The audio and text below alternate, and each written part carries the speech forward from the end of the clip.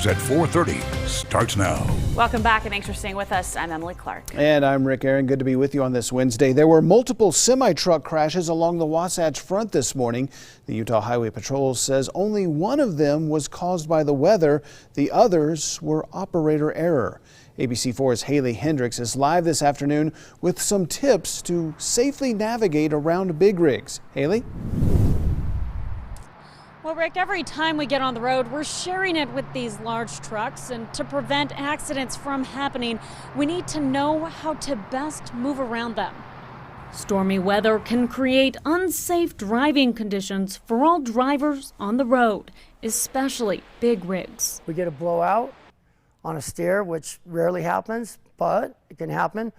We're swerving. Alex Halstead has been a semi-truck driver for several years.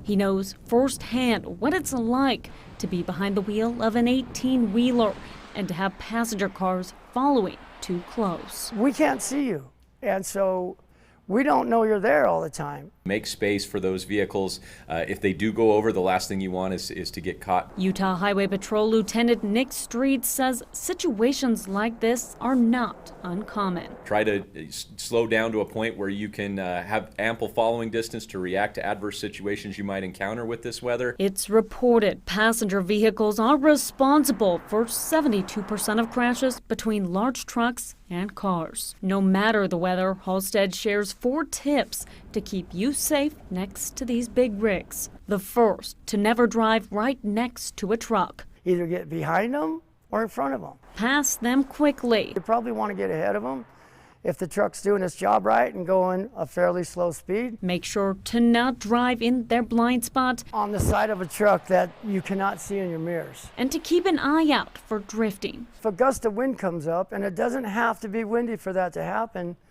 we have no control. It'll blow us a full lane over.